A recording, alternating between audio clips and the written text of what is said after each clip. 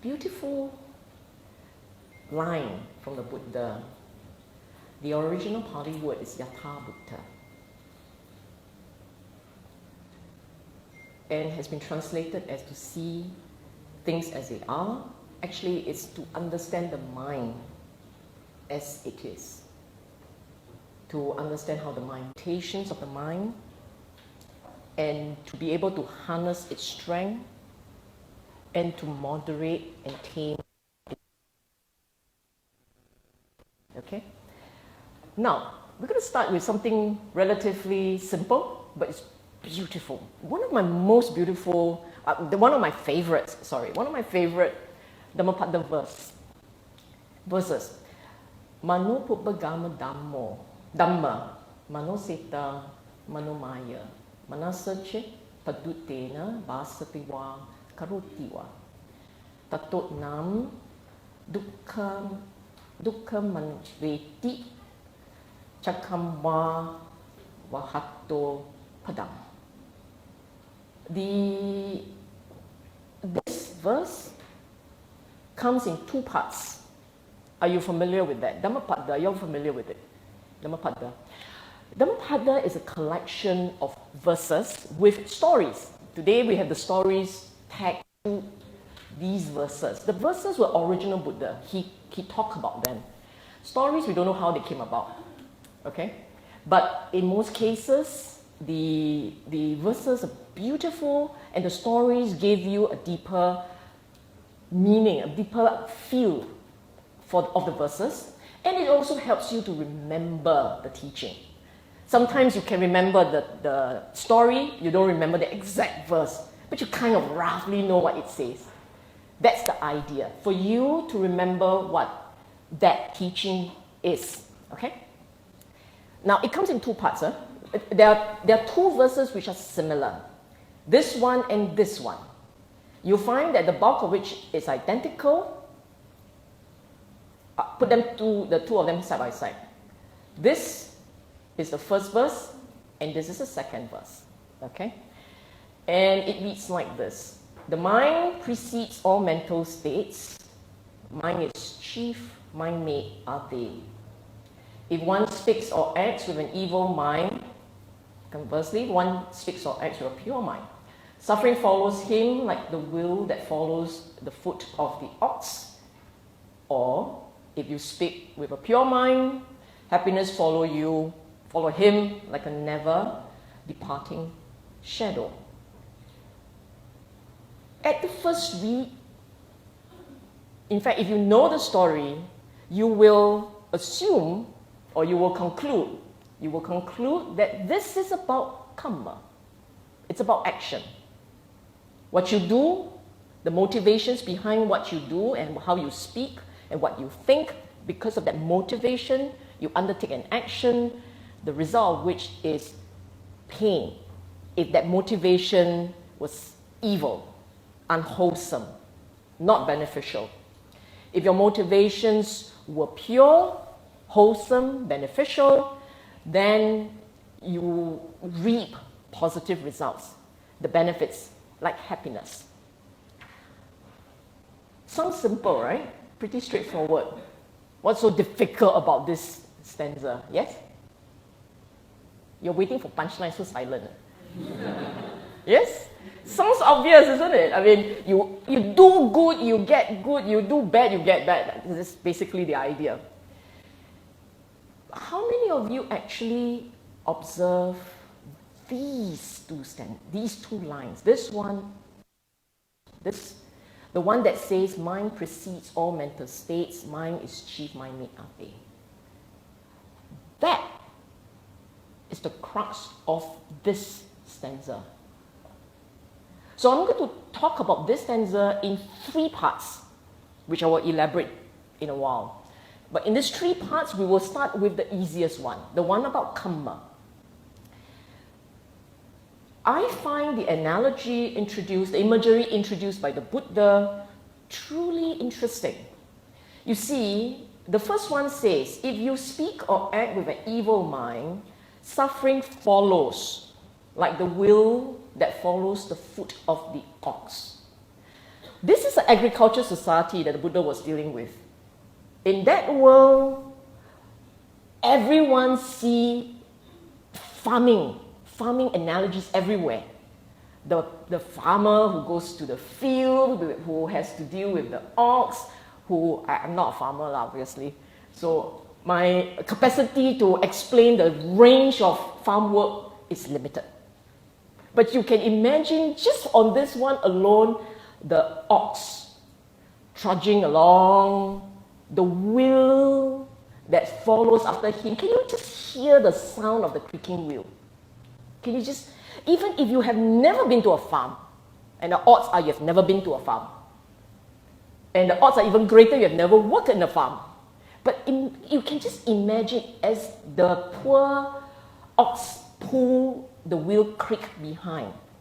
The idea here, and it's a powerful idea if you can imagine it, is dukkha will stare at you in the face. When you are experiencing pain, when you're experiencing discomfort, you can't get away from it. And you are aware of every painful touch. Whether it's a mental pain or physical pain, as long as it's unpleasant and it's painful, you will feel every bit of it. If you're not a practitioner, isn't it? No. You don't feel it. You are so detached. You don't really feel it. Yeah? Yes? Yes or no? If you are feeling pain, physical or mental, someone passed away, your dog passed away, so painful. Do you feel it intensely? Yes? And whether you sit, you stand, you try and distract yourself, you watch television, at the back of your mind it's there. The more intense it is, the more it demands mind space. And the more you try not to think of it, the more it's there. So the Buddha's analogy, dukkha follows him like the wheel that follows the foot of the ox. Can you see how powerful it is? Every step follows by every creak.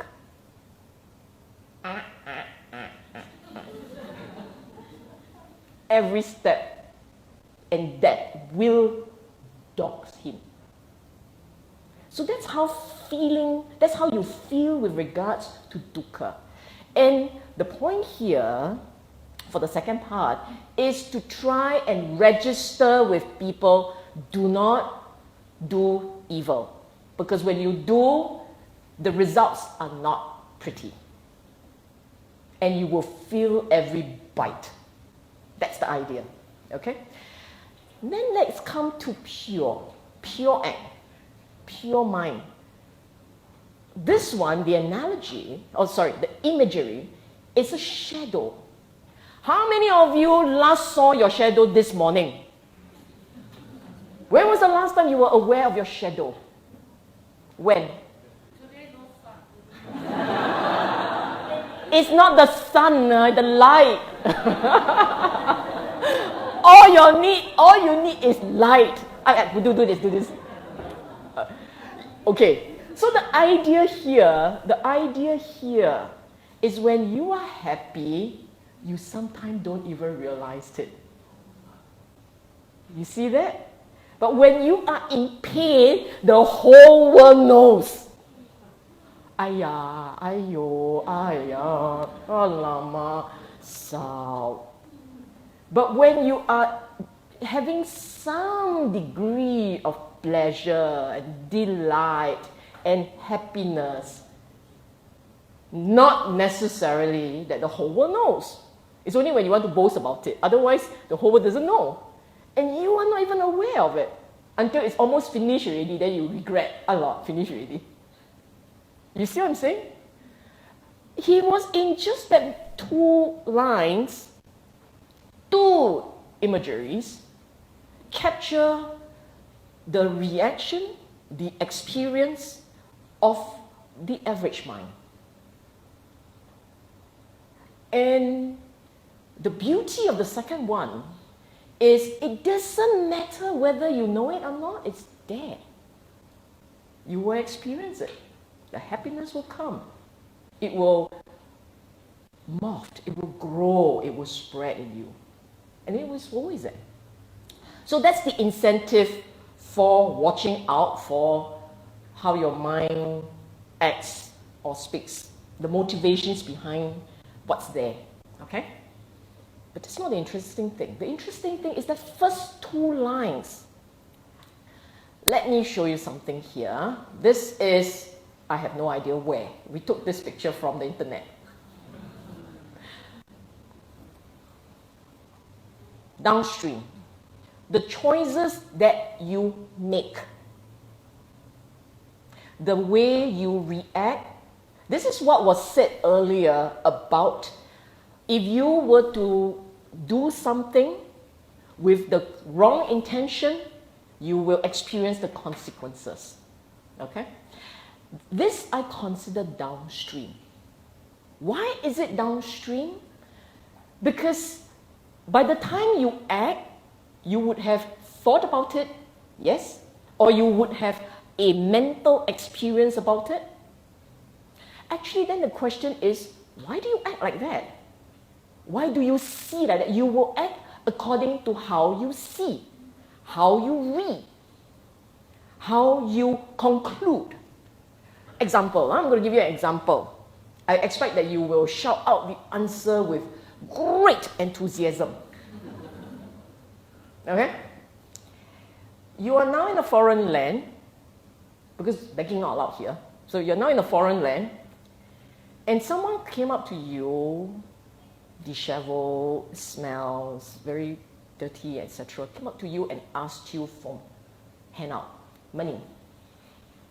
Some of you will look and then just give.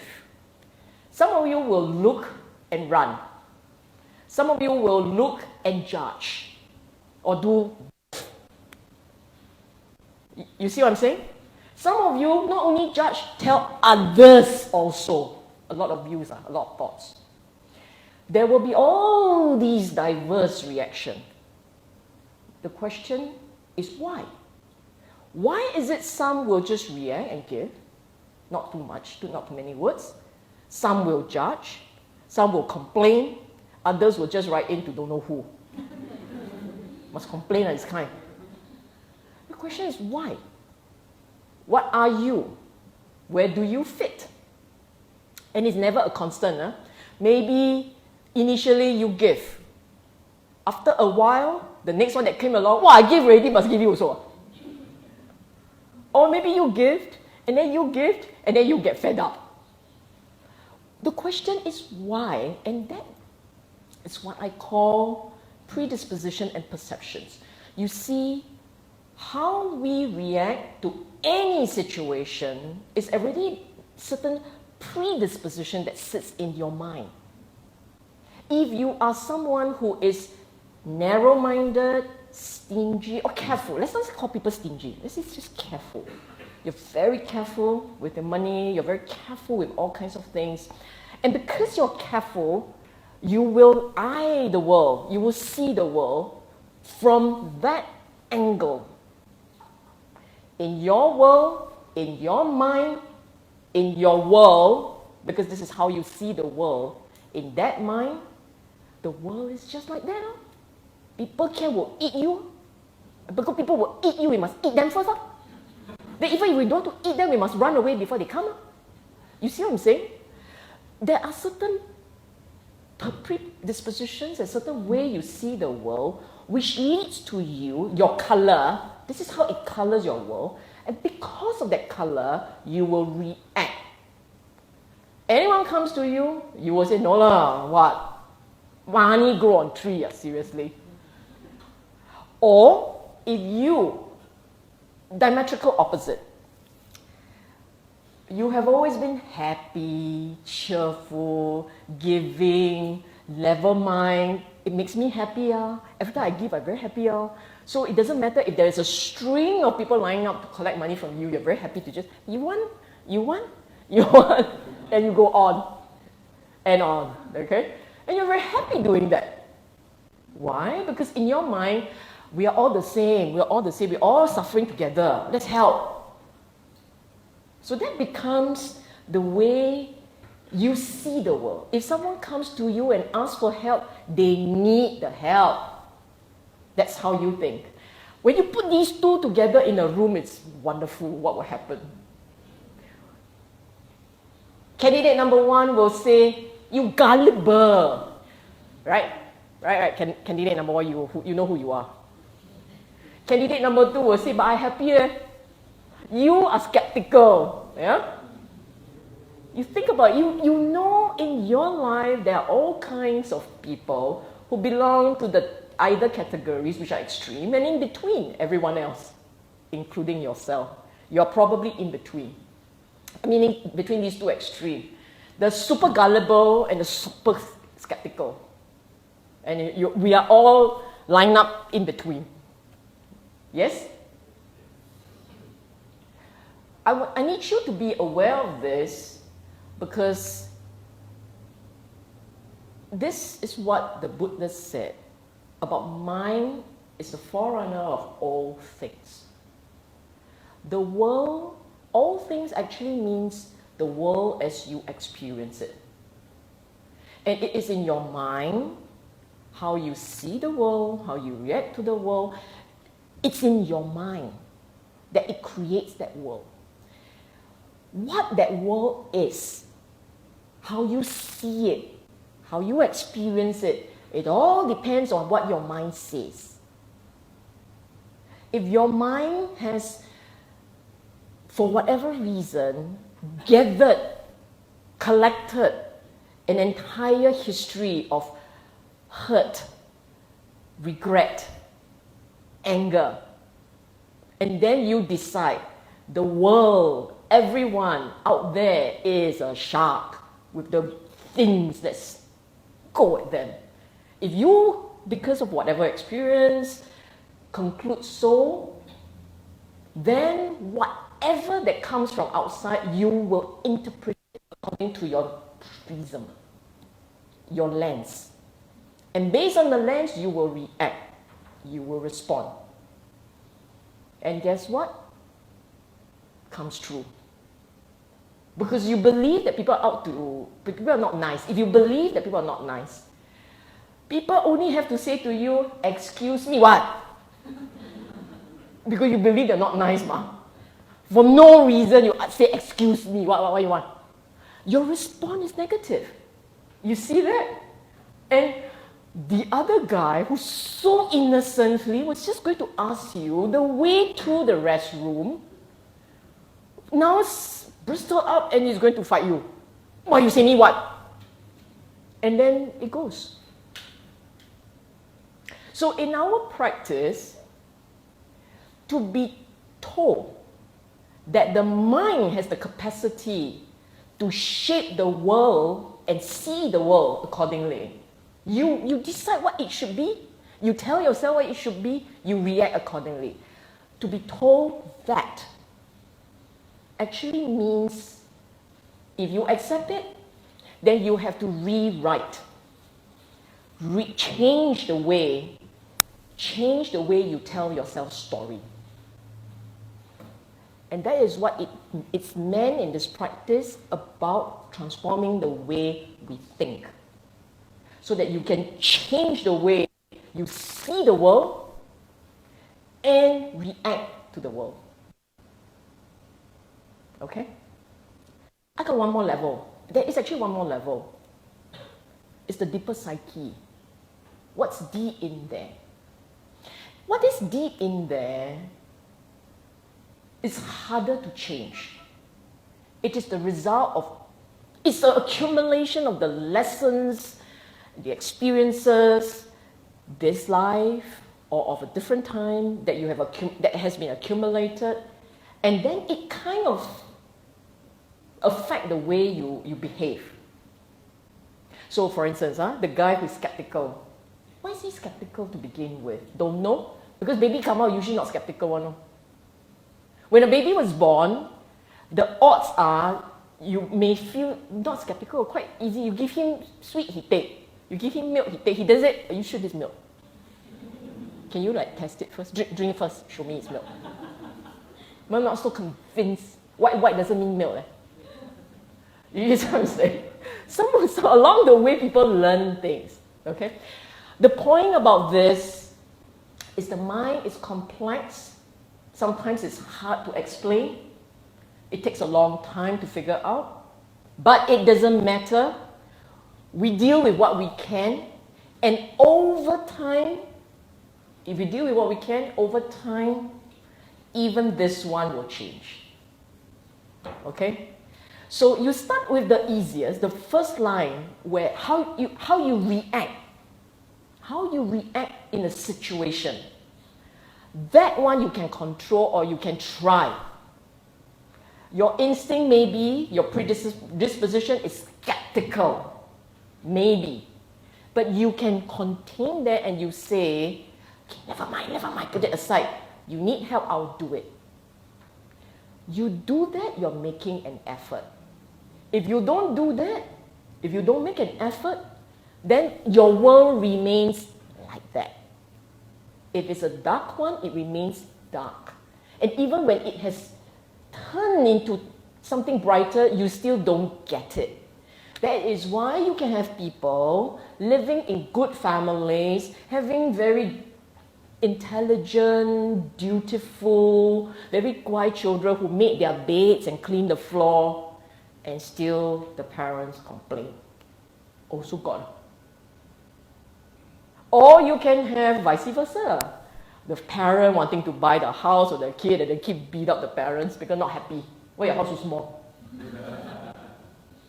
You see what I'm saying? At that level, you can change. It is possible. The reaction, it means controlling your own instincts sometimes. The mind that talks and shapes this world, you have to control that one. And it's part of the Buddha's teaching in terms of trying to control that. Okay? So this is the easy part. This is the easy part of the talk. We're going into the next half. For those of you who are not awake yet, do you need to take a break? A break is early. Because the next half I won't stop. Okay, we continue. The mind.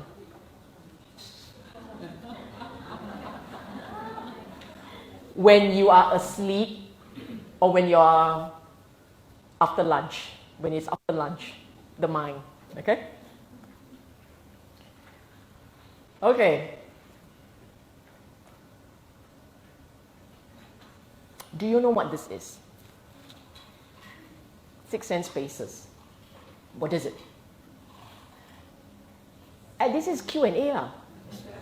I Q you A. What is this? 6 sense spaces. Try to wake people up. Huh? No, so complex first. 6 only, not 12. 6 first. Eye, ear, nose, touch. Touch is body. Taste. What's number 6? Well done. The faculties. Okay? The 6 sense spaces. You know all these things. You walk around with them in case you don't realize. They're always there. Yes? Okay. But you only know of their presence when you have this one. An object out there for you, for your sense organs to interact with. Okay? Between the two, contact with a consciousness, there is an experience. I'm going very slow here, I know. Because I think we don't pay enough attention to this. In our practice, on this path, this is the start point. And this is a point, this is something that every one of us experience, day in, day out, as long as you are awake, there is an interaction between your sense organs and the external environment, as well as the internal environment. That is why you have thoughts. The consciousness part, the mind part, is the internal environment. And that can be as real as the external one. Let me give you an example. All of you think of char kway teow. Thinking of char kway teow or just laughing at my analogy? I feel really insulted. Leh. All of you think of bak chor mee also can, whatever. All of you think of char kway teow. Or maybe I should say chicken rice for the international audience. Chicken rice. Can you think of it? It's not here in front of you, but can you remember the taste, the smell, the sight of it? That's your the internal object. So there is an external object which is there in reality, in real life, real time, and there is at any one time, 24/7, 365, no holiday intended, you can bring it up. And the entire teaching is based on fixing this process. It starts with this part.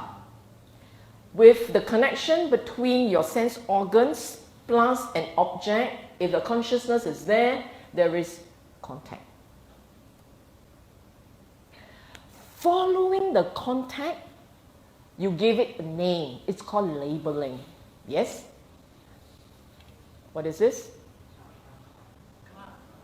Mug, cup, anything. I very chincai one. That ability to identify and label is perception, sanya.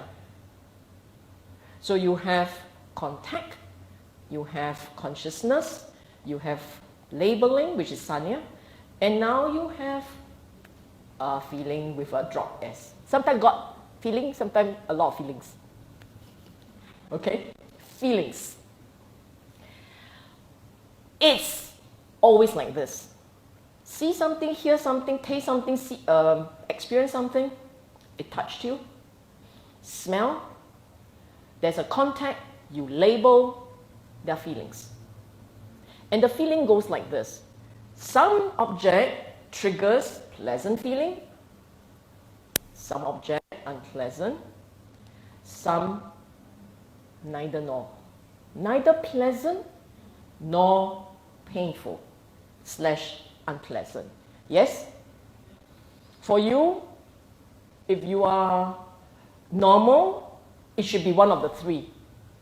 If it's always one, not the others, you either on drugs, so you're always happy, or you need Prozac because you're always sad. Everything also painful. Everything also very sad. Okay? When it is pleasant, you automatically will delight in the sensation, and then you say, I want more. Yes or no? I'm not describing anything new here, am I? And when it is unpleasant, you feel awful about it, you don't want it. Also normal, right? Okay? Neither nor, what happens? What do you think happens at the neither nor? Indifference, okay.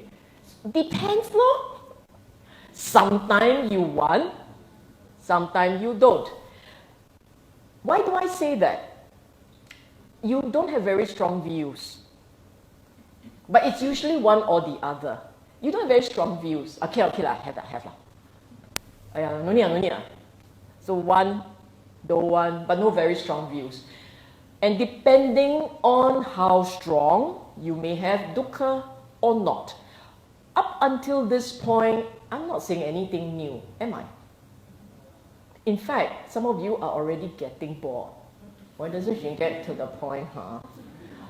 Because right now you still can't handle the point. Now we go slow first. This is nothing new, but this is what you have to know. This part of the equation, this is where your thoughts arise. When we talk about thoughts, mind-made are things. This is where they start. Meaning to say, because of the thoughts, I want, I don't want, that's where the craving begins. Because of the craving, there lies the results. This is the part that changes for people. For most people, in fact, not most, for all people, for all beings, for all alive beings, dead doesn't count, for all beings, this is a mechanical process, meaning you have the organ that functions. If your organ doesn't function, doesn't count. So if the organ functions, there is an object, you put a consciousness there, there will be contact, label, and feeling. This is a mechanical process. This is a part no one can change. You understand? So in your meditation, you're trying to figure out this process, no need to try so hard. It's like that. It is this part that needs fixing. Pleasant or unpleasant will trigger your thoughts. Why? Because when it is pleasant, automatically the instinct is I want more. I like, I enjoy, I want more. If it's unpleasant, the instinct is get it away, take it away. And the thoughts will start rolling from there. Whatever brings whatever brings a pleasant sensation will lead to you delighting. The point is, on the mechanical part, there's nothing you can do. Your brain works like this. But on the subjective part, that's where you can react and decide how you want to react. So this practice is about fixing this half, not this half. This half. It's fixing this half. It's fixing this half. You all must like catch like this, okay? It's fixing this half. I should not run the mouse too fast, it could take me. And not this part. Do you understand that? So when you go on retreat, do not spend your time going contact. There's nothing you can do about contact. It's after contact, what do you do? Okay? This, it's a mental process you need to know. And if you sit down there and say, I know already, I also can do. Okay, next one you do. You think you know. And we all think we know. But then how is it we still dukkha so much then? Actually, what the Buddha said to see and understand, the very basic of it is to get this map in. To understand there are certain mechanical parts, to know there are certain mechanical parts, and there are some parts where the thoughts come in already. And as it puts here, as the Buddha said, thoughts are nutriment for craving. As long as you generate thoughts, you will feed craving. You don't believe it, you ask yourself, when you think, what do you think about? I think about enjoying lah. I think about how to siam the things I don't want lah. That's feeding craving. Then the next logical question, if you're following me, it's a logical question. Then how to stop making ah? That should be the logical question, right? Next slide. In this practice, first you need to know what you're dealing with. This is the map of everything you need to know for start point. start point. I shall now call it blue lines. Yeah, lines are blue, words are blue. Because after that, it's the red lines, okay? Remember these red parts, they were the original parts. You recognize them? They were once blue, now they're red. Okay, these are the original part. This slide is about what to understand, to see. In your practice, in your meditation, what is it you have to see so that you can understand, okay? Number one, each state, this, the thought, the craving, the result, all of these states and how their link means depending on one, the next arises. Depending on your sense base, the object, contact with a consciousness, feelings arise. Resting on feelings, pleasant, unpleasant, neither nor, thoughts arise. I want, I don't want. I want, and now let's figure out the 9 steps to getting what I want. Then 9 steps becomes 9A-B, 9A1, 9A2. But you must adjust accordingly to get what you want. The proliferation of thoughts, all to satisfy craving. To see this in your daily life, then you say, no need to see, I see a lot already. Well done. See some more. How they arise. Particularly the dark pink ones, the thoughts, the craving, and the dukkha that comes about because of that craving. To actually observe as they arise. I'll explain to you why like this. For many of us, we actually don't see them arising. We usually in the thick of the dukkha before you realize something is happening. You know what I'm saying? You get angry. How many of you get angry? All hands should go up, normal ones. The ones who are not, I assume you didn't understand my question. I'm going to ask again. How many of you get angry? Yeah? We all do, right? You think getting angry is good or no good? Like Buddha would ask, good or no good? No good, right? Then why you do it? We all know no good. We all know, I also know. We all know getting angry is bad. Bad for the mind. Stay in the mind, stay in the mind. Yeah. I practice so hard, I'm supposed to stay in the mind, stay in the mind. We say things like that. Then we get angry. Why? Did you ask yourself why? Why? Now I ask you. Why do you get angry? Why? Huh? Action. Natural reaction. It is natural, yes. But there's a little bit more. Why do you get angry? Condition. Gao, you very gao. Of course it's conditioned. Actually, we get angry because there's one thing. There's craving. Okay? That's the condition. When there is something you want and you can't get, you will get angry. So it's all to do with one thing. But you never quite realize that. Or we don't until the Buddha told us, and then we start looking for it. Then, and all kinds of negative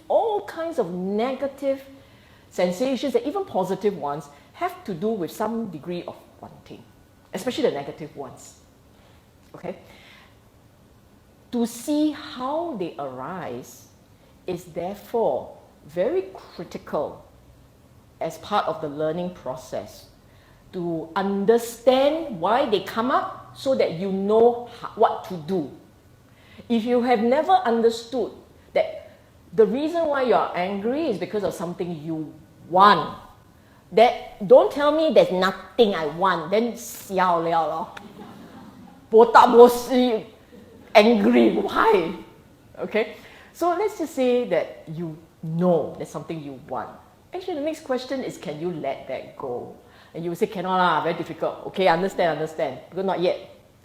Just got to see that condition first, the link. Okay? To see the link between craving,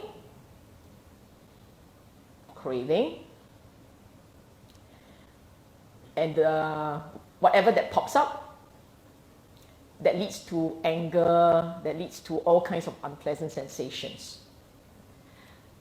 And how they cease. How many of you sitting down here have experienced anger? Are you still angry? So along the way it ceased. Did you see it? The odds are you only realize you're no longer angry when you're no longer angry at some point. The odds are. So you actually never saw it go away. In this practice, is to catch it when it comes up and to see it when it's gone. Because there are some conclusions you have to form from that observation. Where does it come up? How does it disappear? And I can tell you again and again, and then the cow comes home, that there is anger because of wanting, and it's when the wanting ceases that you feel lifted. That wanting ceased. Not the object, it's the wanting that ceases. And then you feel lifted. And still will get angry. It will still happen, because the wanting, you will say, is very difficult. It will always come up. Yeah, because of feelings. Now, the other thing is this. If your mindfulness is very sharp, for those of you who go for a retreat, meditate all the time, you practice very hard, at some point you will realize that your mind is very sharp and in the moment. When it is in the moment, do you get angry easily? The odds are you won't. Because you're right there as it arises, as craving arises. And if you were right there when craving arises, and you say, it's okay, drop it. Right there. Not wait until the engine start already, fourth gear, running 180 kilometers per hour, then you try to stop it. Too late. At that time, it will self-combust if you try to stop it. You have to stop it before it starts first gear. Right at the start. Okay? To see. You note, here is not to know. The word I use is to see. It's a direct experience. You would have, if you had been attending classes, you would know the theory. But it doesn't mean you have seen how the mind works as it is. So, to know the state, each state, to see their links, to note how the state arises and how they cease, how the state arises and cease, that they can see, that they can see, you know, see and understand. That for each state, you also understand the key characteristics. They are impermanent, they are dukkha, that impermanence is dukkha, and that the whole process is anatta. In the practice to see these states, in the arising of the state, I am not saying something which is impossible to see. Let me just give you one example. How many of you breathe? Not a trick question. It's a very legitimate question. Just trying to figure out whether you're human and requires oxygen. We all breathe, right? Your current breath, and maybe about a second ago, that breath, same or not? 2 seconds ago, same or not? It's a slightly different one, right? It goes up, it goes down. It goes up, it goes down. That's impermanence. That's really impermanence. And if you try to fix it, let's see what happens when I don't breathe. That's dukkha. And are you in control? And therefore it is anatta. This is very simple. I won't claim credit. This one came from Kovita, Bante Kovita. Monk was here earlier. The same features, anicca, dukkha, anatta, you see it in your thought process. My eye catches an image.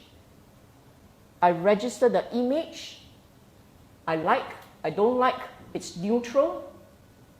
If I like, I want more of that image. I want to store it in my, no phone, iPhone. In my iPhone or in whatever phone that you have, my smartphone. I want to store the image. Store image so that I can see it again and again and again and again. And I'm seeing already. Store the next image. And I want to see it again and again and again. But every time you see it, it's a different time. It's anicca. It keeps changing. To see every movement, every change of scene in the mind as a new state. It keeps changing. And everything that is conditioned is changing. It can't stay still. Baby will be born, a baby will grow up, you have grown up, and you will die. At a strategic level, it's change. So there's no stability as such. There is no stability as such. And because there isn't that stability, it is dukkha. And this is a process you can't do anything about. It's anatta. You see that? And to see this in your thought process, see it, not just know it, see it. And therefore, the whole thing is about conditionality. So, if you recall the blue lines, the blue words, which I said first, you need to understand, to know that. That's how the mind works. It's static. It's just a map of how the mind works. Now look at the content and the interactions. It's dynamic now. When you start to understand the interactions within that mind, you will then become aware of this is what gives the dukkha. What they're trying to fix is ayya. Like that, how many? Reverse, previous. This is dukkha, this is what we experience, and this is what we don't want to experience. What do we want to do? We want to fix it. We want to reduce the dukkha that we keep experiencing. And to fix the dukkha, you have to, it's non-negotiable. You have to start to understand how they link and the features of those links, the characteristics of those links. You understand this? Yes? Can't go on until you kind of know what I'm saying. Any question up to here? Okay?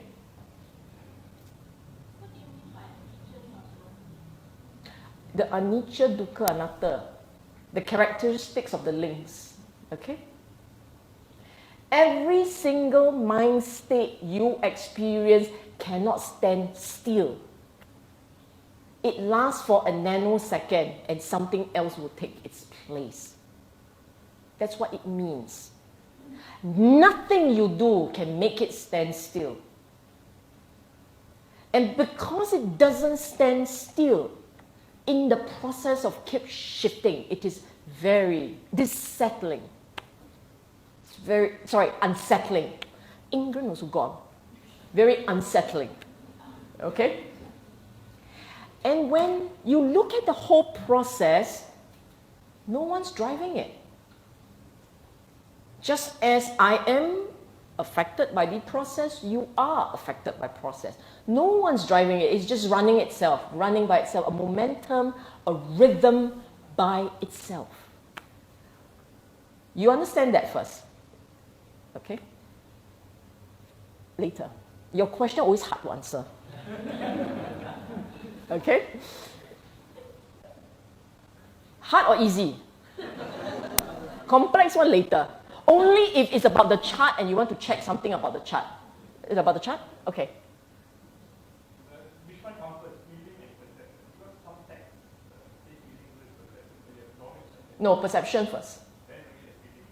It's not simultaneous. You see, you recognize, then you react, ma?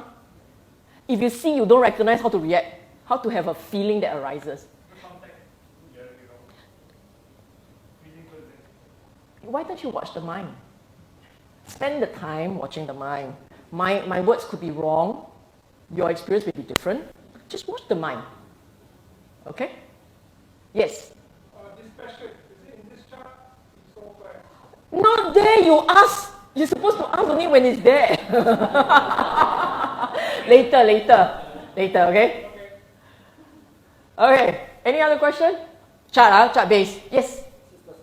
Everything is conditioned. Is there something that's not conditioned? Nibbana. Nibbana. You are right. Everything is conditioned. Everything here is conditioned. Can you see that now? Yes? Sense-based is automatic. It's not conditioned. Taste, feel. The senses are not conditioned. You taste them. So it's automatic. The thinking that is conditioned. The senses are also conditioned. Because if there were no sense, you can have that static object. But for it to, because this is about the mind, for you to register the object, this must be present, that must be present, this must be present, together there is an experience. So in that sense, it's conditioned. Eyeball also conditioned. You need the DNAs and the chromosomes and whatever it is. You basically need things for it to come into being. Okay? Got it? I don't see the word, cannot ask a question. Okay. The thought that you put there is the same as mental fabrication. Yes. Yeah. Well done. Okay. Anything else?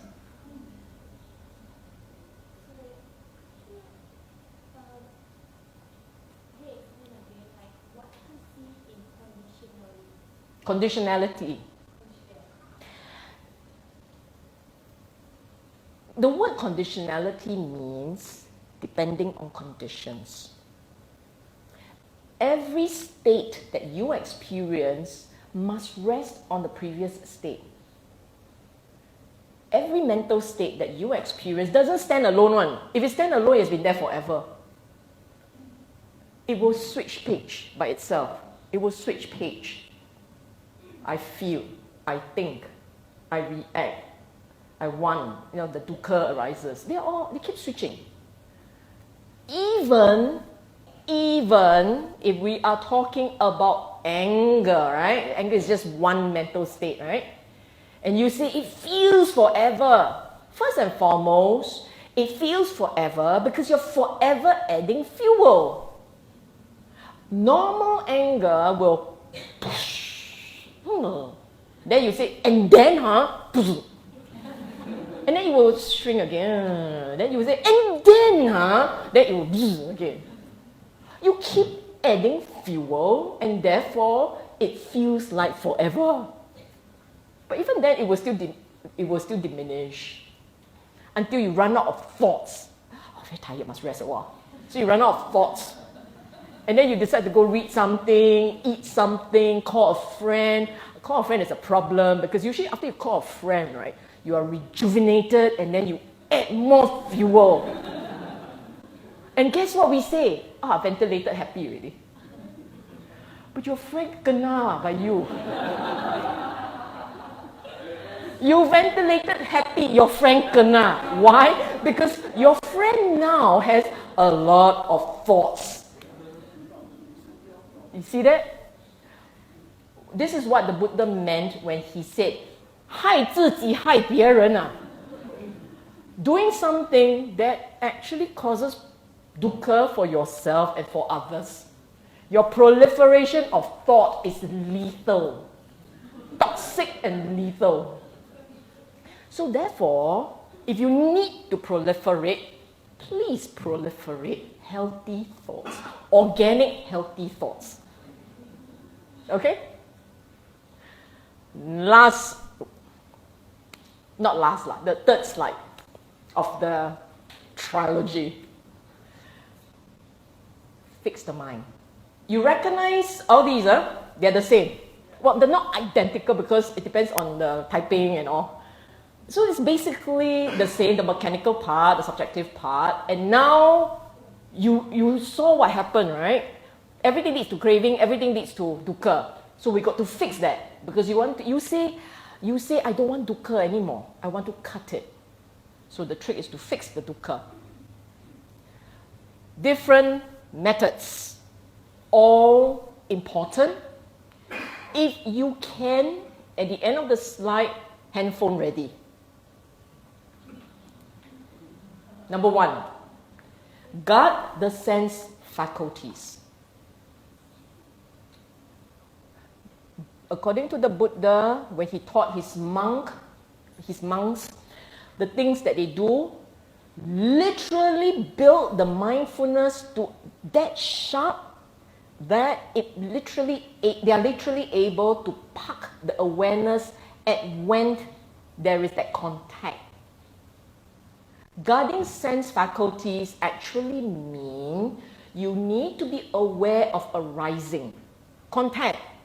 See, okay. Hear, cukup. Smell, boleh. Don't think. Because you start thinking, it's next step already. Right at the contact, it's a mechanical point. Right up to that point is mechanical. It will just like this. Do you or do you not react? In other words, guarding your sense faculties means you are so aware you are at that door, you don't react. No react. Then you say, can meh? 2,500 years we can. Can work. The challenge is you can meh doing the mindfulness practice. Okay? Why do we build the concentration skills on mindfulness and all? It's not just to go still and then see lies. It's not. It's really about sharpening the mindfulness, the awareness, to a point where it is aware. It lives in the awareness, and in that awareness, you are aware of how your consciousness flips from object to object, and you don't react to the objects. It's just aware, object, see, hear, touch, taste, so on, so forth. And for most of us, it would usually be like this. See, hear, see, hear, smell, see. The seeing takes up 60-70% of your time. For most of us.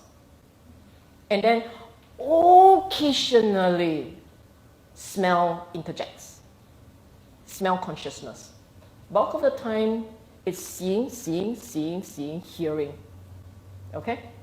And you guarding it means knowing when it arises, and then at that point, let it be. Don't think, don't chase, let it be. Then you say, wow, very difficult. Yeah, I know, I understand. We'll go to the next one, easier ones, okay? Now, this is the mechanical process. This is the part where if you are practitioner and you're practicing well, this is the part you can do. Right at that door, you stop the thinking process. For many of us, that is hard. Mindfulness is not that sharp. It is a lot harder. By the time you know, it's all there.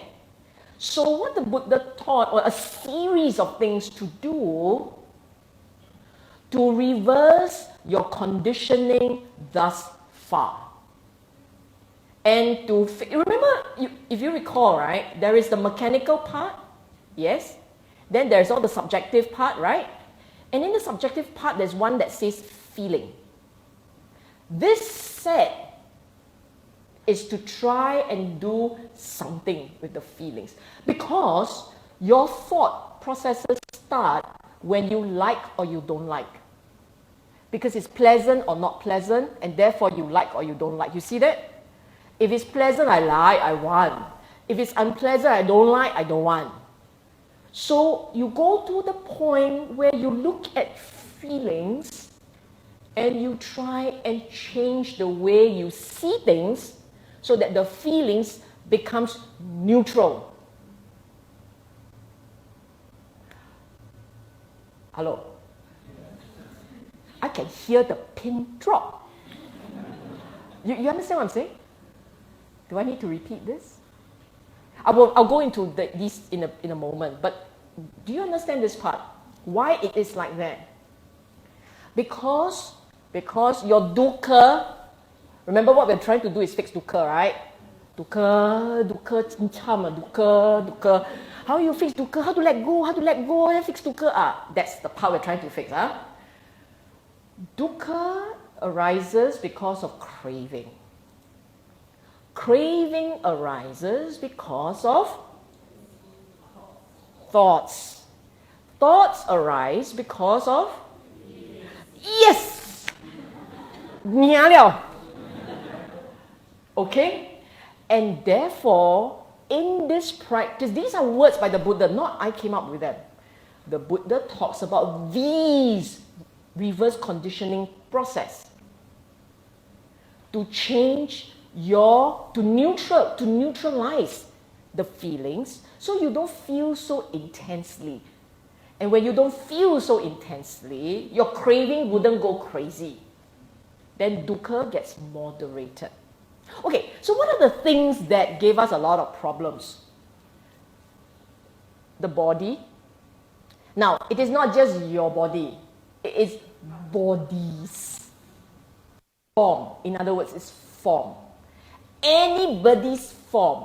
When we look at another individual, most of us, the normal people, will see a form as pleasant or unpleasant. The normal ones. And usually we will see its skin, hair, nice skin, so soft, you will say. Yes? We see skin. How many of us see blood? Or muscles? Even less likely you'll be seeing bones. You see the face and you see bone. Because usually, if you're not trained, you're not practitioner, and all you see is bone, you are either psychotic, you are a serial maker on the make, or there's something wrong with the object here that leads you to see things a bit distorted. But if you're a practitioner, it's a different story. Then you say, oh, maybe I practice a different light. That why I don't know lah, different light, have to say ma. But the point is, for many of us, you see, feeling has to do with the trigger of lights. Pleasant, not pleasant. Lights. Something you see and you enjoy. And then if it's someone that you love, your spouse, whatever, people that you love, lagi words. You see the form, you know see form. Straight away you see something else. Now, the Buddha's method, see yourself. You are no more than elements. And better still, Buddha gave you the 32 parts that you don't like. If they are off, you don't like. If they are on you, you still like. Nails, you like. Hair, you like. It's only when they drop on the floor in your food, you don't like. But if it's growing on you, you still like. Yeah? Agree? Yeah? So, the Buddha wants you to become aware that, and you keep telling yourself, this is actually really telling yourself, I am made up of all these parts, and from the from the not so pleasant, the unattractive ones. From the unattractive ones, you work it into the ones that you have never seen really, but it's there somewhere. Your organs. You understand? And if you can do this to yourself and to another, at some point you look at another body and you are not so affected. And you say, is this part of the practice? Yes. Is it necessary? Well, it depends on you lah. Because there are others, you can choose others to do. But there is a reason for this. Buddha said, for the ones who are most lustful, wake up only lustful, go to bed still lustful, those type, constantly look at the form as it is. Basically, it's looking at the body as it is. Buddha didn't need anything that's not there. He didn't come up with organ X. Everything he listed are in you. It's just that our mind has been conditioned. The mind has been conditioned to see only the attractive. You see that? And it's like that. Maybe the reason, I don't know why the mind is conditioned to see only the attractive. Maybe it's because you, me, all of us have been programmed to procreate, to reproduce ourselves. Survival of the species. In order for the species to survive, you cannot look at each other as body parts. How do you say, I love you, liver? It's inconceivable. Oh, I'm so in love. Usually we love the heart, right? The heart. Who puts a liver? Or worse, put stomach, the intestines and all. So the moment it comes to body parts, we're not interested. Maybe that's the reason why our brain, our mind has been programmed to only look for the attractive. So that you will be tempted, not that it takes a lot to tempt, but you will be tempted to reproduce yourself. Maybe it's that. Okay? We don't really know. Maybe it is because from young, because the mind likes pleasant, the mind doesn't like unpleasant. Along the way, the mind decided, this is pleasant, I like to look at it again and again, it's pleasant. Because we all know babies, they have done studies and they notice that babies take a look at an attractive person, it takes a longer look at an attractive person. So if the baby see and turn, you know the problem. If the baby see and see, you say, sui liao. Maybe, who knows? I don't know. But I only know that that's your habit, that's your instinct. The way to fix it is reverse psychology. Change it. Reverse conditioning. Okay? So that's about the body. To mitigate desires. Revulsion in the attractive, non-revulsion in the unattractive. Meaning to say, if you see something as attractive, this is actually thought generation. These are thought generations, you notice that? Most time you say, don't think. Fix bad habits. We make use of the tools presented by the mind against the mind. And the mind capacity to think, to construct thought, Buddha said, use it wisely. This is about using the mind capacity to thought, construct wisely. So, something that is very attractive, Why is it attractive? It's a subjective thing. You see it, you like it. Buddha says, see the unattractiveness of it, the revulsion of that which gives you delight. Okay? And if it is unattractive, try to switch it around to see non-revulsion. Then you say, hey, you're not supposed to like or dislike.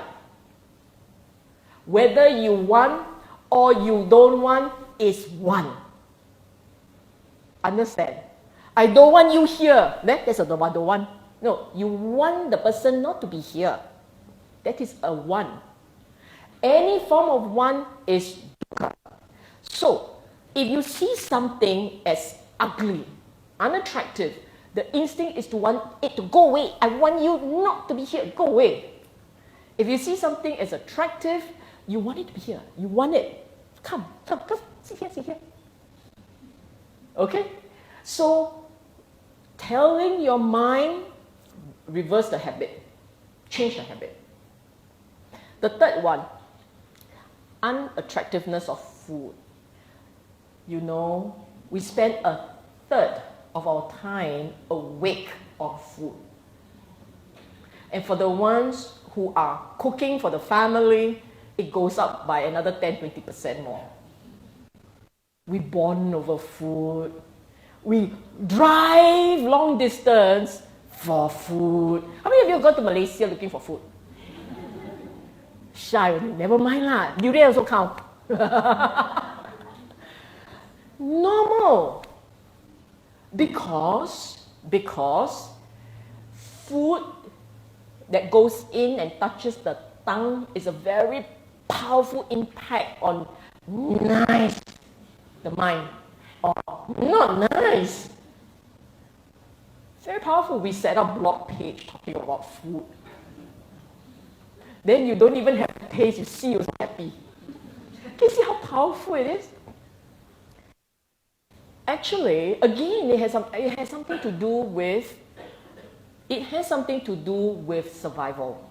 Survival of the species. But what started off as trying to keep you alive becomes a little out of control and it becomes an obsession.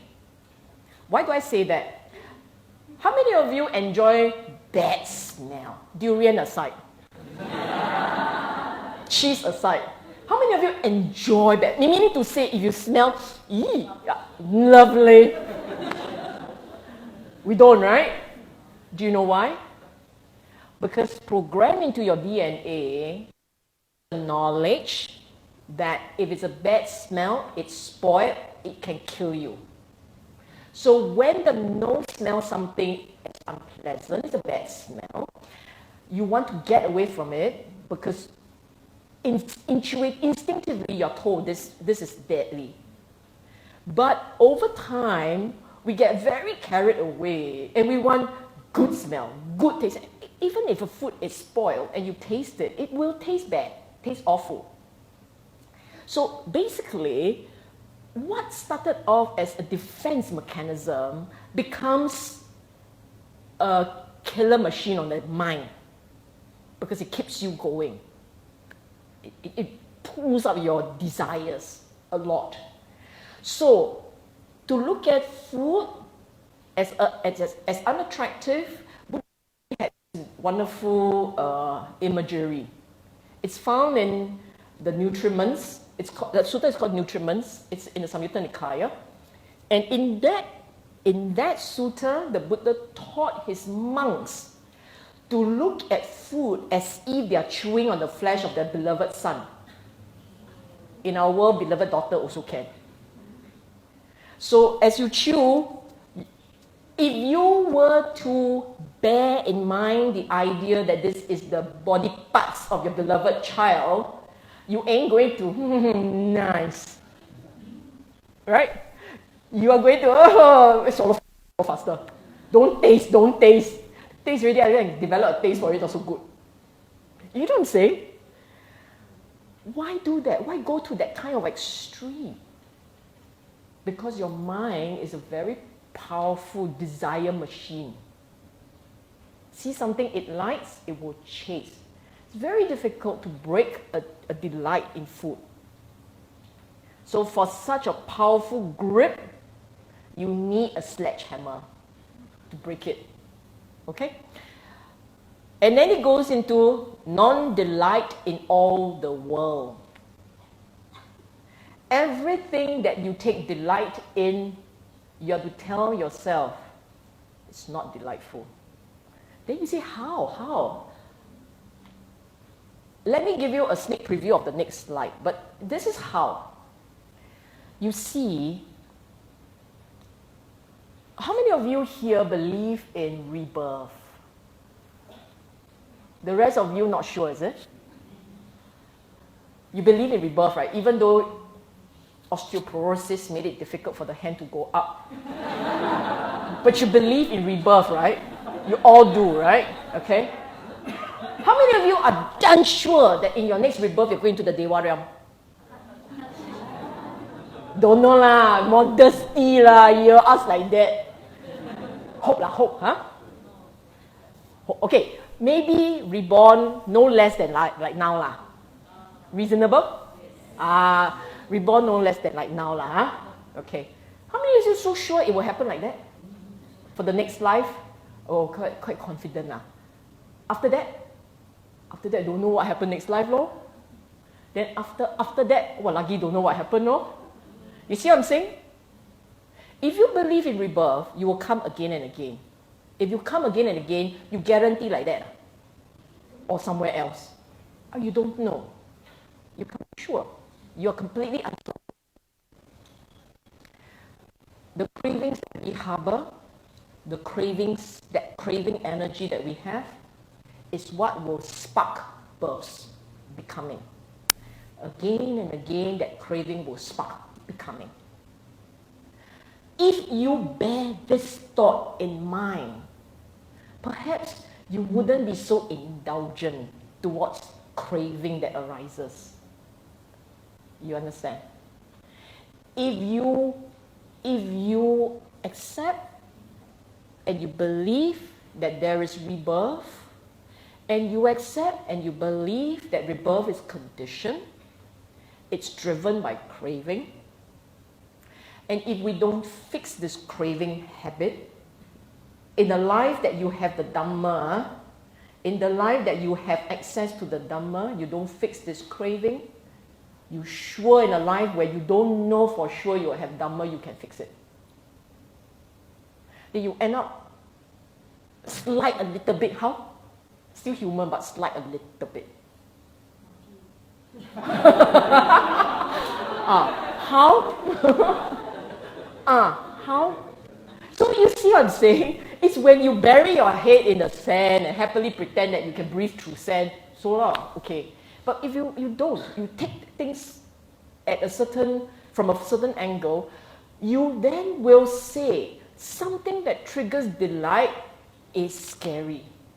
That's the meaning behind this non-delight in all the world.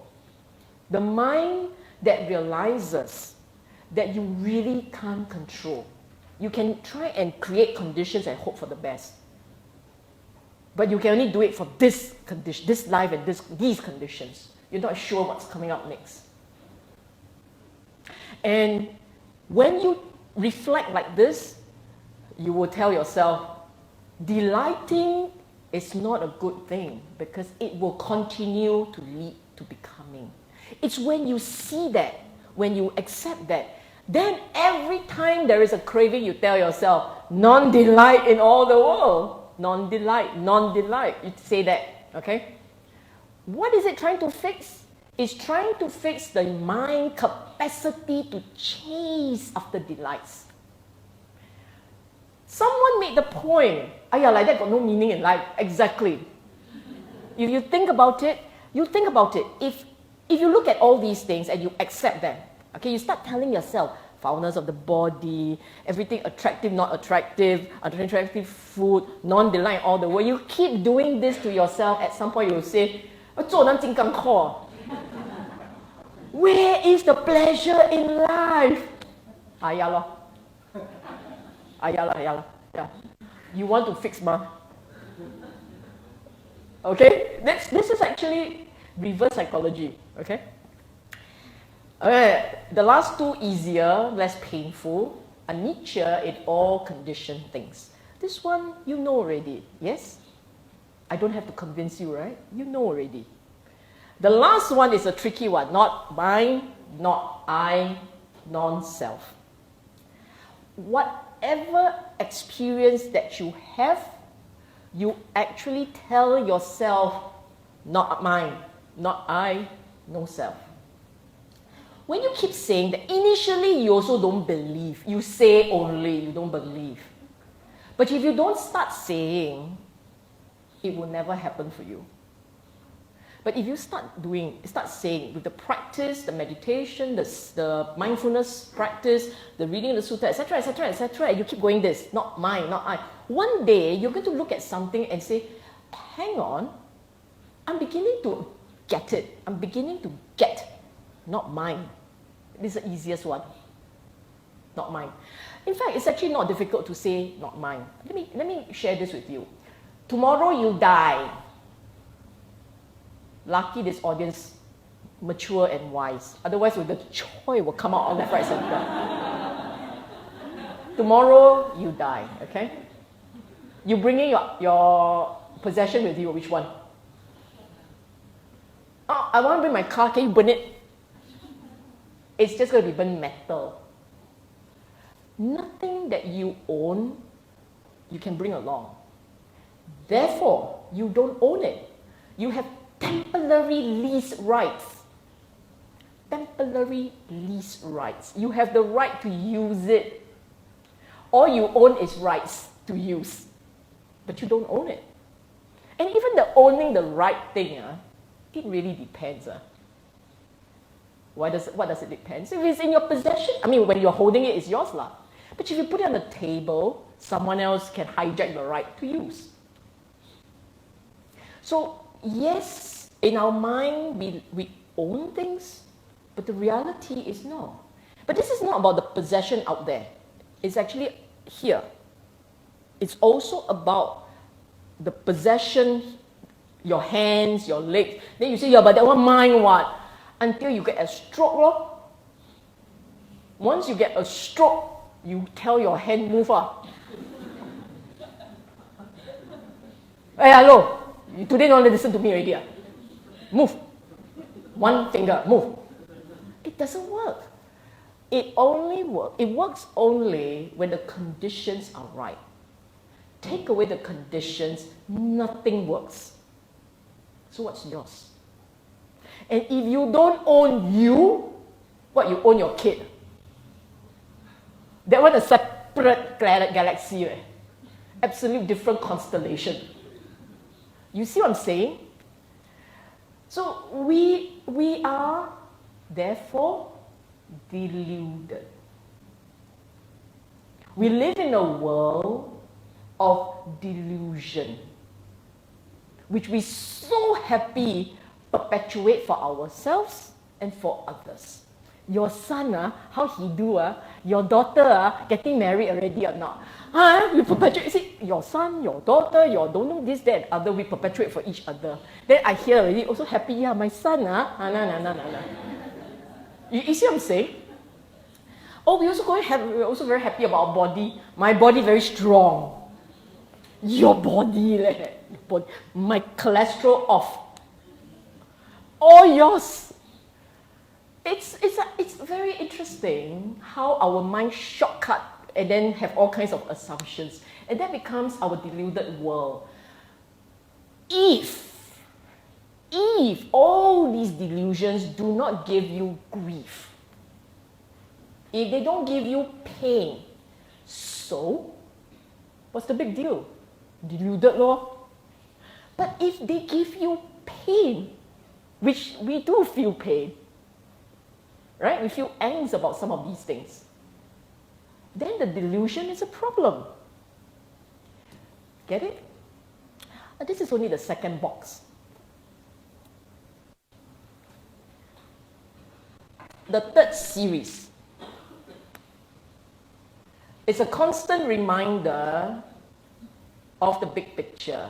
Is to fix your craving. You see, if you can't check feeling, let's go look at craving, see what you can do with craving. Okay?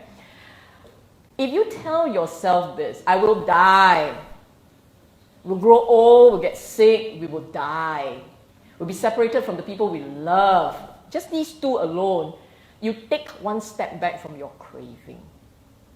Yes, I feel it, I still feel it, I still feel for food, but you take one step back and say, hey, your craving got to just, it's okay, we'll trim it a bit. You understand? This is how it works. The earlier series is to try and fix the feeling part, change the way you feel about things. This one is too late already, your feeling is there, eh? I still love, we'll all die. Yeah, maybe not love so much. You see what I'm saying? You still have your feelings, but you get a big picture, you take one step back and you go, moderate, let's do something about that. Okay? Separated from all the loves and all. Okay, and the last little bit here is seeing the correlation between craving and dukkha. Meaning to say, if you tell yourself, the more I want, the more I experience dukkha. So if I want to have less dukkha, I better learn how to moderate once. It works, by the way. For those of you who is skeptical, skeptical, my middle name, that one. If you're skeptical, you just try. Just try. Simple one. For instance, getting from point A to B. I want to get there in 20 minutes. I want to get there in 20 minutes. For the entire journey, you're going to have dukkha. Sure. Can't. Traffic light. You will have all kinds of conversation. But if you say, if you remember the Dhamma, you tell yourself, oh wait, I'm supposed to moderate craving. Never mind, give yourself enough 5 minutes. It will reduce the sense of dukkha, the sense of urgency, the sense of restlessness, the sense of anxiety, and so on and so forth. It will reduce that. This is a science of the mind, okay? This is a science of the mind. This is not a theory. This is just how the mind works. And the last one is this box at the bottom. This, in order that you really could fix everything well, it is very helpful to develop the skill of mindfulness with understanding, clear understanding. This clear understanding bit has to do with the Dhamma talks. The Dhamma that the Buddha talked about. Anicca, dukkha, anatta, things are impermanent. You crave a lot, you will experience pain. Everything is very mechanical. There's all these organic processes. It just happened like that. You understand that. You develop that understanding to be able to see things in perspective. So it goes down to you eating at the hawker center, and with the food that comes in, there is tasting, there's contact, feeling arises. You actually do things like that. And you know in your mind that this is Dhamma. This is what the Buddha talked about. And it will slowly but gradually trim your craving. Your mind is anatta. Whether you believe it or not, your mind is anatta. What does it mean? Your mind, in fact, actually the science have proved it, that the mind is anatta. Science has proved that mind is anatta. While you are sleeping, I kind of repeat it again.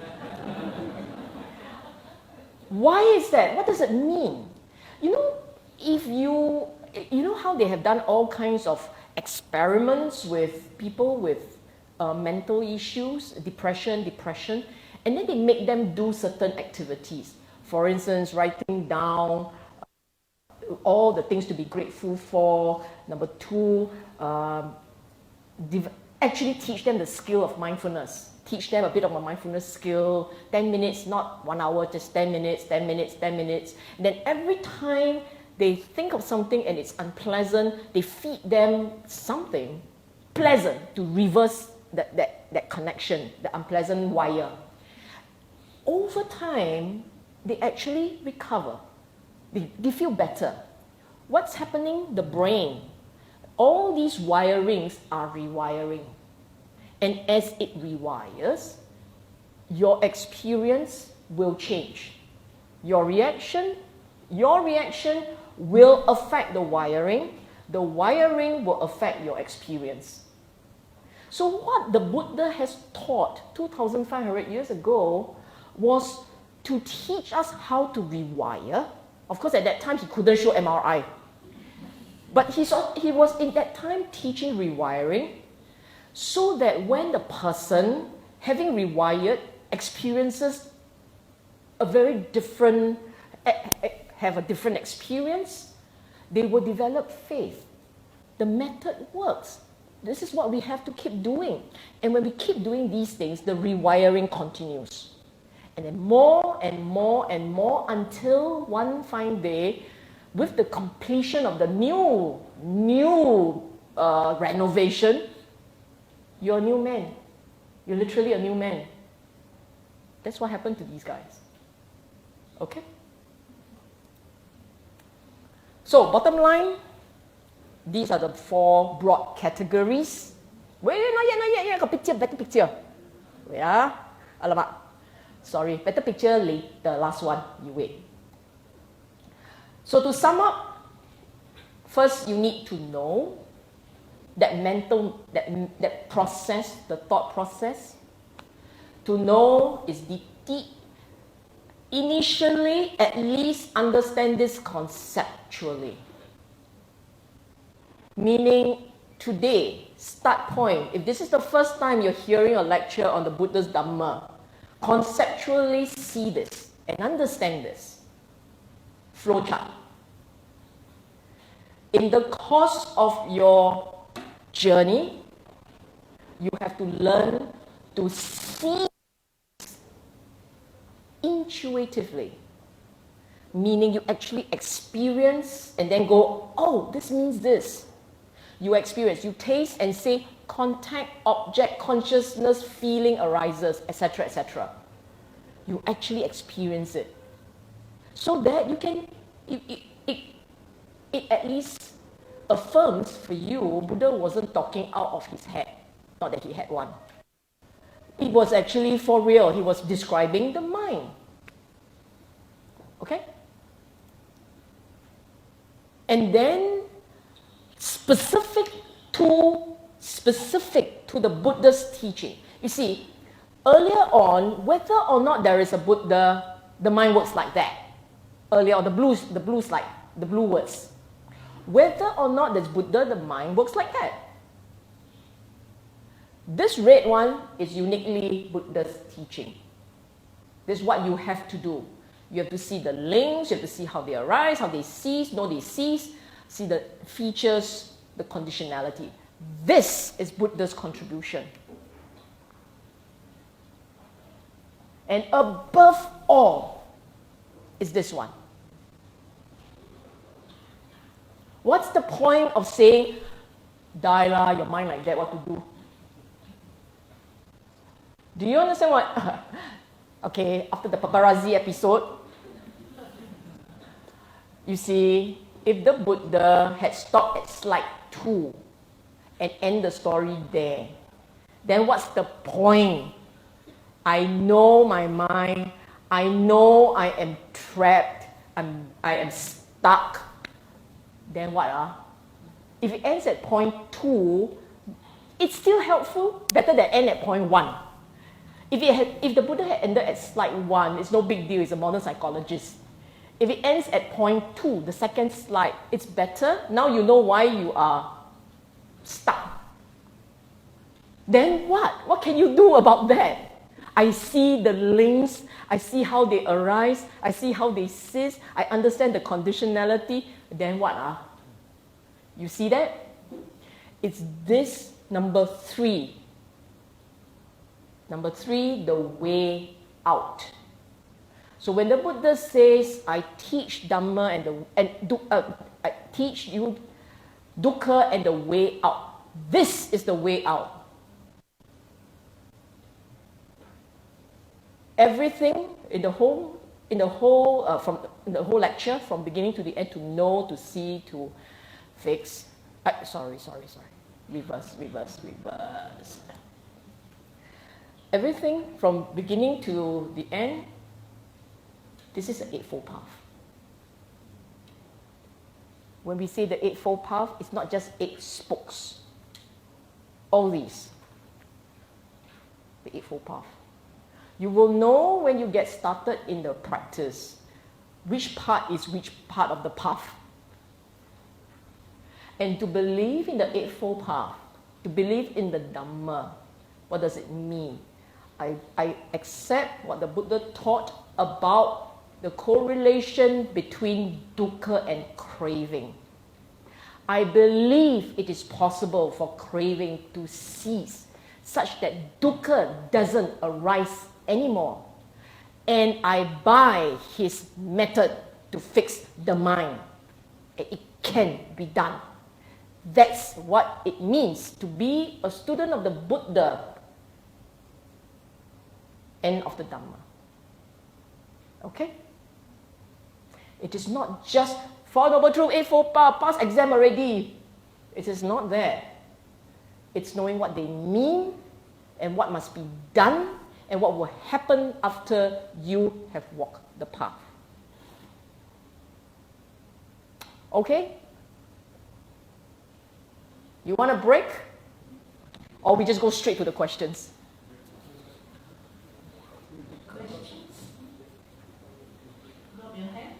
Well, you can take a break while we take questions. Okay, there's one here. This is one. Good afternoon, Dr. Pei. I'm here. Yeah. Yes. I'm trying to rationalize Okay.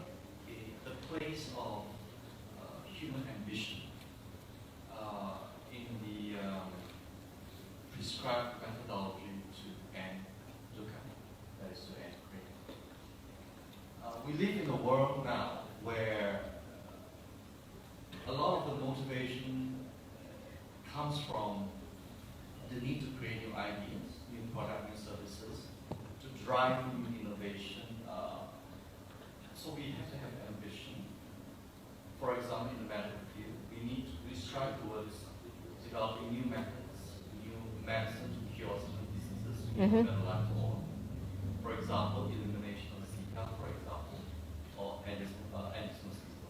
So if one does not have that strong ambition, whether it is further nurtured by the reward of money, if you're working for a corporation, they'll pay you more so then you deliver. And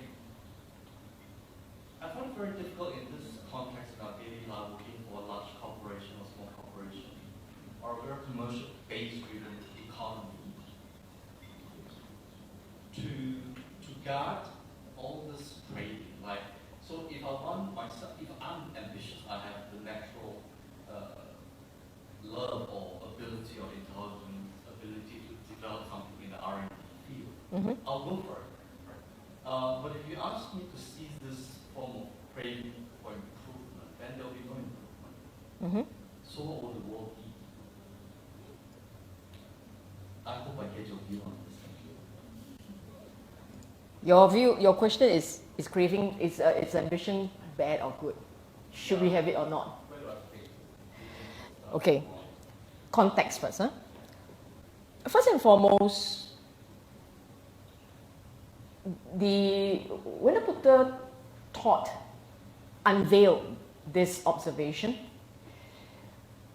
it was for a very specific purpose. That we experience pain. And invariably in our life, there will be many episodes where we experience pain, unpleasantness. Thought suffering, dukkha, the word dukkha actually means unpleasantness, unsatisfactoriness. And it's exactly the correct, it's a better translation. Meaning you are never completely happy. You're never completely satisfied. Every degree of happiness, if you like, every time there is that, you will say, not quite it. There's that sense that, there's this niggling sense that it's not really happiness. You can have many episodes where you derive delight, enjoyment. There's no doubt about that. But all these episodes don't last. So for the ones who are more reflective, they begin to ask themselves, so what is it? What is all this for? Because you feel that it doesn't last, you feel that every sense of gratification lasts for the duration of that sensation. And then after the sensation is over, you remember a memory of that sensation. You bring up that memory of that sensation to give you a shadow of the delight. And after a while, even the shadow not enough, you will go and try and recreate so that you get to enjoy that sensations again. But the sensation you enjoy the second time may not rival the first time. I don't remember it like that. I thought it was better, that sort of, because nothing is as good as memory. So what happened then is this continues relentlessly. From cradle to grave, this is what we go through, looking for the next delight, happiness. Delight equal happiness in our simple mind. You delight, you happy ma, therefore delight is happiness. It's a simple, not stupid, simple. It's a simple conclusion. But it is not like that. Because the period when you are chasing it is the period you don't know you are experiencing dissatisfaction. You think that you are actually enjoying the chase. But in effect, you're not enjoying the chase. You are enjoying the hope associated with the results you want. It's the hope that is giving you the delight, not the actual chase itself. The chase is not so fun. Because don't have, not yet. Now I got it. Okay, next one. Now, Buddha was trying to help the individual fix that problem, that niggling sensation of dissatisfaction. He wasn't saying it's wrong, he wasn't saying it's right, it was just like that. You have this niggling problem of dissatisfaction because of this particular habit. And as this habit of wanting grows, the sensation of dissatisfaction will grow. Then it is the individual who must decide for himself what is too much. Too much and I don't want it. Because nobody can be happy with being unhappy. Yes? It's not possible. If you are in a job, let me just give you one example. You are in a job, it pays you really well, but every day you go back stressed, and the weekend flies because you are dreading Monday. And now they tell you, you did such a wonderful job, I'm going to promote you. And you stare and you go, well, I like the title, but I'm going to, no more weekend already. Earlier on you still got weekend, but you dread Monday, remember? You take this new elevated position, and there goes your holiday and Monday. Nah. Then you must ask yourself, you will, worth it or not? With it or not? That's when there is that realization I have to balance between what pain is too much and what my ego would like. That balance. And it's for the individual to decide. Buddha never say, you cannot leh. He never told another Pindika, hey, you should give up all your wealth, you silly man. Why you want to be a millionaire? Go ahead. He never did that. He's just saying, look, I'm showing you this problem. You can call it a built-in genetic problem. And I found the virus, the Buddha said. This is the virus. So we want to fix the virus. Unfortunately, it has to be done like this. And then it's the individual who then must decide what's the balance that is best, that is happiest with. Okay? So that's point one. Point number two. Unfortunately, if you believe in rebirth, okay, if you believe in rebirth, unfortunately you die, but you don't die, lor. Die already, still not die. And this thing will go on and on and on. If you don't believe in rebirth, it's okay. You just have to fix the happiness in this life. I find the right balance, sweet. This is my sweet spot. Then you just go there, cruise to the end, mati happiness. But if you believe in rebirth, then you say, "Si liao, start again." The baby cry, I start again. I thought it was all over. The point is, if you believe in rebirth and you realize there is this problem with the virus, it's a virus that it goes round and round. What's that malicious loop, is it? It's like a malicious, it's Groundhog Day in a lifetime. That's when it gets problematic. It really depends on the individual to decide which is the one that he finds unacceptable, which is the one he'd rather fix. So it's all the individual. Third point, and it's to answer this thing about ambition. Okay, specific to the Buddhists, this ambition thing. Buddha never said ambition was wrong. Buddha merely said craving is a problem. You understand that, right? So if you, the individual, still wish to pursue something, he only asks of you, don't do it at the expense of another. Because there will then be consequences to your minds and to others' minds that you may not even be able to mop up. That's all he's saying.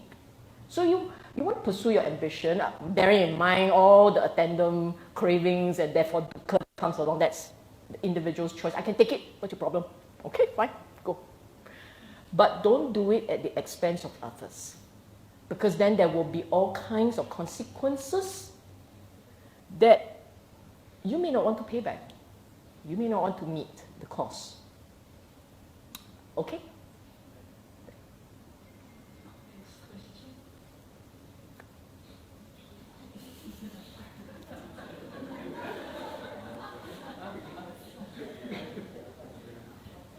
It's a simple question. You talk a lot about feelings and how it interacts into mental practical thoughts.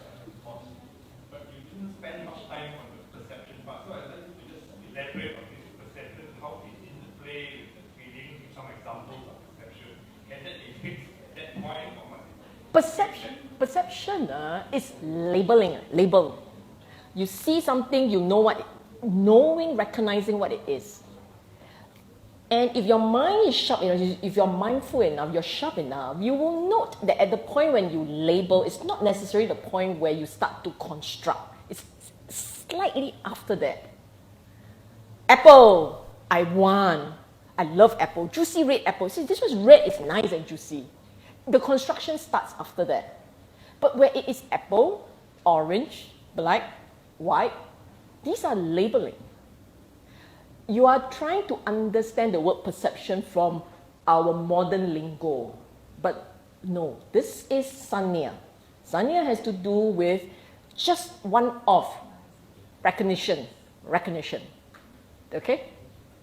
So you recognize something, it will trigger memory of that thing. From the memory of whatever it is, you will pull back your memory, pleasant, unpleasant, it all comes back very fast. But it is from the memory. You draw it out from a bank account in there that leads you to react. But the actual part where you label, it's nothing, it's just a label. And you can stop it there. You can say, okay, Apple, that's it. Stop the thought construction, that's it. It can happen. Stop labeling yourself. Can, if you're that level of sharpness, yes. It can be done. Into that level, that requires the meditation and the mindfulness practice. It can be done. Seeing, that's it. No label. Okay?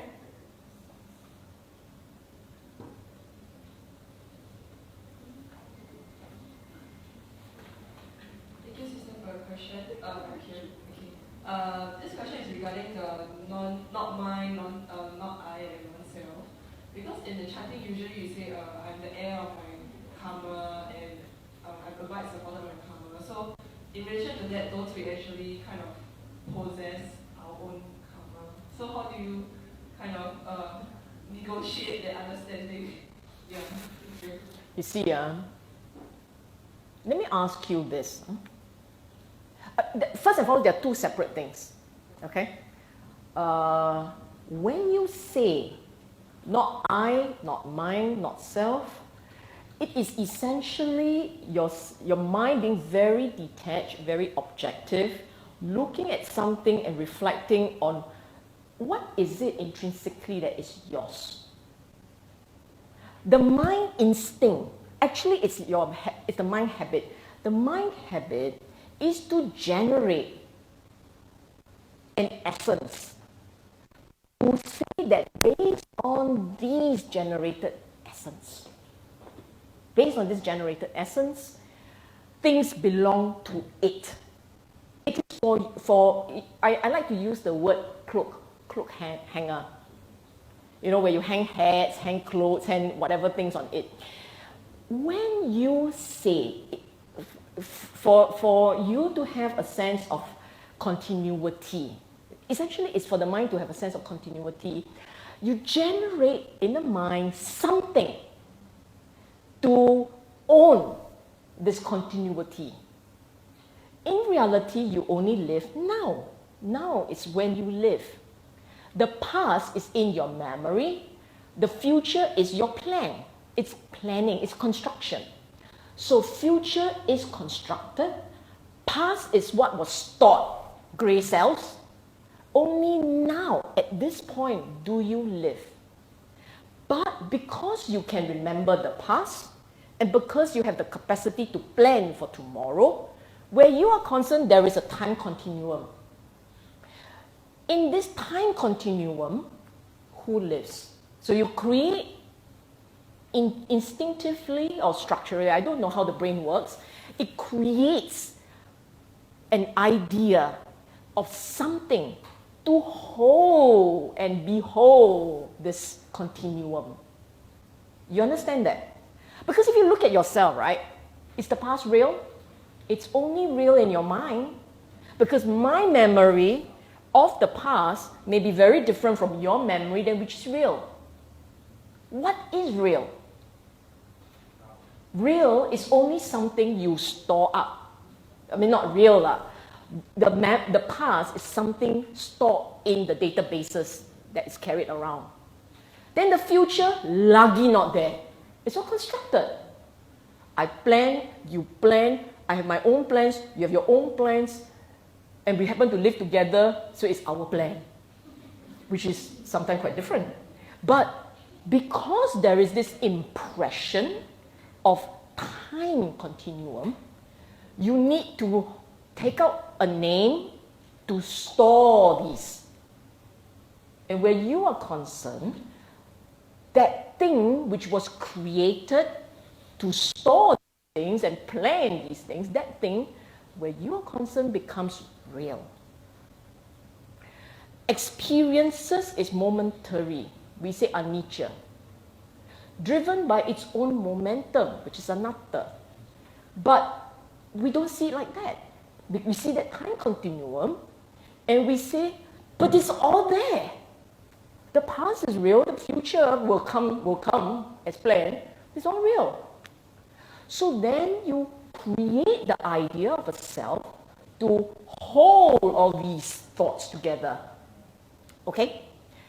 Now, when you have, as you progress in life and you respond to the events around you, you notice the habits it formed? The habits that are formed? You always grumble. For whatever reason, you start grumbling. Then you grumble, and you grumble, and you grumble, and everything is negative. At some point, someone is going to call you grumpy old whatever. But by now, it's too late because you have formed up here the AYE to grumble. It's right there. It's a habit. You can't break it. You see, it's actually your neural pathways, your chemicals that you have been producing that leads you to feel this way, and therefore you behave like this. And because when we say I am the heir of all my actions, the meaning is you will bear the consequences of all these negativities or positivities that you have produced again and again and again. They're all in your little neural pathways. It's not Sylvia. This is science. So you are the heir of what you have been producing. Karma means action and choices. For as long as you are here and now, the world will also react to you after the world has had your wonderful treatment. The world will remember. So they will react to you in that way. And therefore, the reverberations of what you had done. And it goes on and on and on. Okay? So, two very different ideas. They're not contradictory. Okay? Thank you, Sister Sylvia, and thank you, brothers and sisters.